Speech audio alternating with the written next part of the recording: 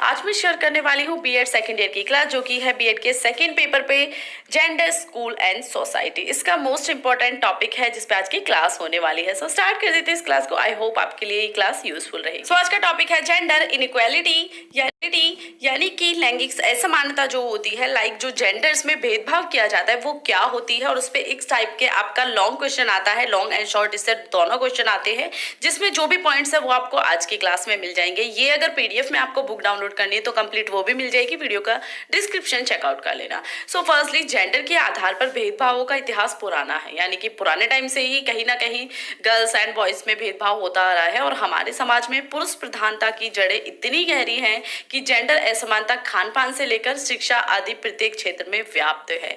चुनौतीपूर्ण जेंडर से तात्पर्य स्त्रियों से है, क्योंकि अभी तक पुरुष प्रधान समाज में ये हाशियाएं पड़ रही हैं। स्वतंत्रता के पश्चात सभी संवैधानिक तथा कानूनी प्रावधानों के पश्चात भी इनकी चुनौतियां कम नहीं हुई हैं। यानी कि जो आपका जेंडर के अकॉर्डिंग भेदभाव करना है वो एक नया टॉपिक नहीं है, नया सब्जेक्ट नहीं है, या नया देखने के लिए नहीं मिलता है। वो बहुत पुराना है, वर्षों से चला आ रहा है, जिसके लिए बहुत सारे चेंजेस करने की कोशिश भी की गई हमारे पूर्वजों ने। साथ ही साथ कई कानून व्यवस्थाएं भी लागू की गई, बट फिर भी आज भी भारतीय समाज में पुरुष के लिए जो रूल्स हैं वो अलग है, चाहे वो खाना पीना हो वो अलग है, और जो आपकी एजुकेशन है वो अलग है। तो आज भी भेदभाव जरूर है, आपको देखने के लिए मिल जाएगा इजीली। आपकी जो इंडिपेंडेंस हुई थी इंडिया की, उसके पश्चात भी बहुत चेंजेस किए गए, लॉज पास किए गए, बस उसके बाद भी लैंगिक असमानता जरूर की जाती है।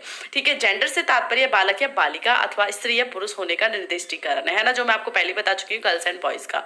जेंडर के आधार पर व्याकरणों द्वारा भी समस्त वस्तुओं, व्यक्तियों तथा स्थलों को 3 लिंगों में बांटा गया है, यानी कि 3 जेंडर्स होते हैं। और इसमें आपका स्त्रीलिंग, पुरुषलिंग एंड पुंसलिंग आ जाते हैं। ठीक है, स्त्रियां जो है वो स्त्री सूचक एंड जो पुल्लिंग है वो पुरुष सूचक, तथा इन दोनों के अतिरिक्त का बोध नपुंसक लिंग के रूप में किया जाता है। असमानता अर्थात इनइक्वालिटी, यानी कि जिसमें कि अंतर किया जाता हो। और जो आपके असमानता है वो निम्न प्रकार से होती है। वो एक तरह की नहीं होती कि सिर्फ ऐसे कर लिया कि ये बॉयज है ये गर्ल्स है, हालांकि सिर्फ इतना होना चाहिए कि ये गर्ल्स है ये बॉयज है, ठीक है। बट यहाँ जो आपकी असमानताएं होती हैं, किस किस टाइप से आपको डिफरेंट किया जाता है कि ये गर्ल्स हैं, वो मैं यहाँ पे पॉइंट्स डिस्क्राइब करती हूँ। फर्स्ट इज शारीरिक असमानता। ठीक है, यस, फिजिकली अलग अलग होते हैं तो वो आप बोल सकते हो। सेकंड होता है मानसिक असमानता। बिल्कुल, मेंटली जो थिंकिंग होती है वो भी गर्ल्स एंड बॉयज की बहुत पॉइंट्स पे अलग होती है, इस पे पॉइंट्स पे हम आगे बात करेंगे। देन थर्ड होता है आपका सामाजिक असमानता। सामाजिक असमानता कुछ नहीं होती, कर दी जाती है। फोर्थ है आपका आर्थिक असमानता। फिफ्थ है भाषाई असमानता एंड सिक्स है आपका संवैगिक असमानता एंड सेवंथ है स्थलीय असमानता एंड एट्थ है लैंगिक असमानता। असमानता के अंतर्गत प्रत्येक व्यक्ति के समक्ष दूसरा व्यक्ति असमान ही मिलेगा, चाहे वह जुड़वा ही क्यों ना हो। भारतीय नास्तिक दर्शन, बौद्ध दर्शन का भी मानना है कि प्रत्येक क्षण वस्तुओं में परिवर्तन होता है, अतः वे क्षण भंगुरवाद के सिद्धांतों को प्रतिपादित करते हैं। परंतु असमानता यही नहीं है कि किसी मोटे व्यक्ति की किसी सामान्य शरीर के व्यक्ति के साथ तुलना की जाए, अपितु यहाँ पर असमानता से तात्पर्य एक ऐसी असमानता से है जो विशिष्टीकृत न होकर सामान्यकृत है, अर्थात असमानता की एक सीमा रेखा का निर्धारण कर दिया गया है। जैसे कि तीव्र बुद्धि तथा मंद बुद्धि में असमानता, भाषा की विविधता की असमानता, शारीरिक बनावट की असमानता, रंग रूप की असमानता, सामाजिक स्तर पर उनकी सोचने की संवेगात्मक या लिंगीय असमानता। ठीक है, तो इसके आधार पर बच्चों में भेदभाव किया जाता है जेंडर के बेस पे। मंद बुद्धि या तीव्र बुद्धि में किया जाए, भाषा के स्तर पर किया जाए, शारीरिक बनावट में किया जाए, या रंग रूप पे भेदभाव किया जाए तो कोई प्रॉब्लम नहीं है।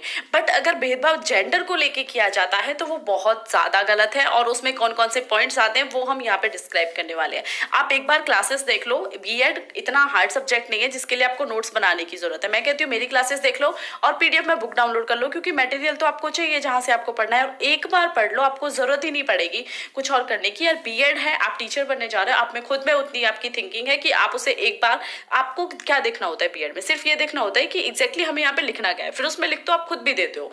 एग्जैक्टली मेरे साथ भी ये हुआ था, आपके साथ भी ये होता है, और आने वाली जनरेशन के साथ भी होगा, क्योंकि बीएड कोई ऐसा सब्जेक्ट नहीं है जिसे आपको रटा जाए। वो आपके मेंटली, आपकी थिंकिंग पे, आपकी ओन थिंकिंग पे डिपेंड करता है। तो इसलिए सिर्फ आपको क्लासेस लेनी है, आप क्लासेस चेकआउट कर सकते हो। मेरी सभी सब्जेक्ट की क्लासेस आपको मेरे चैनल पे मिल जाएंगी। आप चाहो पीडीएफ बुक डाउनलोड करो, ईजी रहेगा आपके लिए, आपको नोट्स बनाने की जरूरत नहीं है, आपका टाइम वेस्ट नहीं होगा, सिर्फ एक बार पढ़ लेना, टाइमली हो जाएगा और सब चीजें आपकी पेपर में अच्छे से वो आएंगी भी। ठीक है, तो अभी देख लेते हैं कि जो आपकी आपकी असमानताएं हैं वो किस किस प्रकार की जाती है। इसमें फर्स्ट पॉइंट है आपका खाने को लेकर, यानी कि खान पान। जेंडर असमानता बालक तथा बालिकाओं के खान पान में भी परिलक्षित है। बालकों की अपेक्षा बालिकाओं के खान पान तथा पोषण और शारीरिक स्वास्थ्य की उपेक्षा की जाती है। प्राथमिकता पर बालकों को रखा जाता है और यह असमानता परिवार के सदस्यों के तथा माता पिता के द्वारा किया जाती है। यानी कि खाने को लेकर भी गर्ल्स और बॉयज में भेदभाव किया जाता है। क्या किया जाता है कि बॉयज को अच्छा खाने के लिए दिया जाता है, गर्ल्स को कम, तो मैं नहीं कहूंगी कम तो नहीं देते हैं, बट यस उतना नहीं देते हैं। क्या थिंकिंग होती है, अगर एक ग्लास मिल्क है, आप ये मान लीजिए फॉर एग्जाम्पल, तो वो क्या करेंगे, वो बॉयज को देंगे, गर्ल्स को बिल्कुल नहीं देंगे। तो वो बॉयज के खाने का अच्छे से ज्यादा ध्यान रखते हैं कि उसे ताकत ज्यादा चाहिए, उसे वर्क बहुत करना है। तो ये भेदभाव आपको देखने के लिए मिल जाएगा। आप अपने आसपास में भी देख सकते हो कि एक मिडिल क्लास पर्सन है तो उसने ये चीजें देखी हुई होती हैं। आसपास देख सकते हो, अपने चारों तरफ आप एक समाज में रहते हो तो आपको कहीं ना कहीं ये सब चीजें देखने के लिए मिल जाएंगी। इसीलिए मैंने कहा बीएड की क्लासेस देख लीजिए, मेरी क्लासेस देख लीजिए, एक ही पॉइंट में, एक ही वीडियो में आपका टॉपिक कंप्लीट हो जाएगा, तो आपको समझ भी आ जाएगी, क्योंकि ये चीजें हमारे आसपास से निकल के आई है जो बीएड में है मोस्टली। ठीक है, अब आ जाते हैं सेकंड पॉइंट पे, वो है आपका रहन सहन। जेंडर असमानता बालक और बालिकाओं के रहन सहन के स्तर से भी स्पष्ट होती है, यानी कि परिलक्षित है। बालिकाओं हेतु समुचित वस्त्र, कक्षा आदि की व्यवस्था न की जाकर सारी व्यवस्था और सुख सुविधाओं के केंद्र में बालकों को ही रखा जाता है। यानी कि गर्ल्स को रहने के लिए इतनी ज्यादा सुख सुविधाएं नहीं दी जाती हैं जितनी कि बॉयज को दी जाती हैं। और सेम है, ये आपने कहीं ना कहीं तो फेस किया होगा अपने बचपन में, किसी ना किसी फैमिली को तो ऐसा देखा ही होगा जिनमें ये होता होगा। थर्ड पॉइंट है आपका एजुकेशन, और ये तो आपने बहुत ज्यादा देखा होगा। बालिकाओं की पिछड़ी स्थिति का एक प्रमुख कारण है उनकी शिक्षा की समुचित व्यवस्था न होना। लड़की को पराया धन समझते हैं और उनकी शिक्षा पर व्यय नहीं करते, जिससे कि शैक्षिक दृष्टि से वे बालकों की अपेक्षा पिछड़ जाती हैं। ये तो बहुत ज्यादा देखा है। आप एनएसएस का, एनसीसी का कैंप देख लीजिए, अगर एनएसएस का कैंप और एनसीसी का कैंप किसी गांव में आप करते हो, मैंने किया था अपनी ग्रेजुएशन टाइम में, तो आपको वहां कितनी लड़कियां मिल जाएंगी जो स्कूल नहीं जाती हैं और उनके भाई जो हैं वो इतने बड़े बड़े स्कूल्स में जाते थे और लड़कियां घर से घर का काम करती थी, उन्हें एजुकेशन नहीं दी जाती। तो ये माना जाता है कि यार दूसरे घर जाएगी, वहीं तो करना है, क्या करना है, तो उन्हें क्या पढ़ाना। तो ये थिंकिंग है ना, ये भी आपने बहुत ज्यादा देखी होगी, सुनी होगी कि लड़कियों को एजुकेशन पर उतना फोकस नहीं करते हैं। हालांकि टाइम चेंज हुआ है, बहुत चेंज हुआ है, बट फिर भी अभी ये चीजें बाकी हैं हमारे समाज में जिन्हें चेंज होना है, कि आज भी लड़कों को एजुकेशन के मामले में ऊपर और लड़कियों को नीचे रखा जाता है। फोर्थ पॉइंट है आपका सामाजिक कार्यों में सहभागिता। ठीक है, बालिकाओं के साथ होने वाले असमानतापूर्ण व्यवहार सामाजिक कार्यों में सहभागिता के अवसर पर देखा जा सकता है। बालकों को सामाजिक कार्यों में अधिक प्राथमिकता दी जाती है, वहीं बालिकाओं को इन क्रियाकलापों से दूर रखा जाता है, क्योंकि स्त्रियों को घरेलू कार्यों के ही योग्य समझा जाता है। इसे आप एग्जाम्पल से समझिए, अगर आपकी सोसाइटी में कुछ वर्क होता है, अगर उसमें सजेशन एक बॉय दे रहा है और एक गर्ल दे रही है, तो बिलीव मी वो गर्ल्स के सजेशन को ध्यान नहीं देंगे, वो बॉयज के सजेशन को ऊपर रखेंगे, क्योंकि एक तो सोसाइटी के जो काम करने वाले हैं वो वही हैं, हमारे थोड़े से बड़े हैं, तो कहीं ना कहीं उन लोगों की थिंकिंग है। ये मेरे साथ आज भी फील हुआ है, ये चीजें आज भी होती हैं कि अगर आप कहीं बाहर के लोगों को, क्योंकि हमें नहीं पता ना बाहर समाज कैसा है, फैमिली एजुकेटेड हो रही है, टाइम टू टाइम हो रही है, बट आज भी उन लोगों का यही है कि बॉयज जो हैं वो अच्छे से माइंड रखते हैं, उनका माइंड डेवलपमेंट ज्यादा होता है, उनकी थिंकिंग अच्छी होती है गर्ल्स के मुकाबले। गर्ल्स की कहीं ना कहीं पिछड़ी हुई है, तो वो गर्ल्स के सजेशन को उतनी वैल्यू नहीं देते, गर्ल्स को सामाजिक कार्यों में वो ऐड भी नहीं करेंगे अपनी खुशी से, बॉयज को वो ज्यादा वैल्यू देते हैं। आपका फिफ्थ पॉइंट आ जाता है निर्णय लेने का विषय। बालिकाओं को बालकों की अपेक्षा निर्णय लेने की छूट परिवार तथा समाज में प्रदान नहीं की जाती है। बालिकाएं पिता, पति तथा पुत्र के सन्निग्ध ही जीवन व्यतीत करती हैं और आजीवन इन्हीं पर आधारित रहती हैं, अतः निर्णय लेने वाले विषयों पर लैंगिक असमानता दिखाई जाती है। फर्स्टली तो अगर मेरी थोड़ी सी हिंदी ऊपर नीचे होती है तो प्लीज वो से ध्यान रख लेना। मैं आपको समझा तो पाती हूँ, बट ये जो वर्ड्स हैं उन्हें पढ़ना हिंदी में काफी ज्यादा टफ हो जाता है। ठीक है, तो आप निर्णय लेना, जैसे मैंने सेम कहा कि अगर आपकी फैमिली में कोई निर्णय ले जा रहा है समाज का, तो मैंने आपको पहले बता दिया था ऊपर एग्जाम्पल देके, तो उसे आप इससे भी जोड़ सकते हो।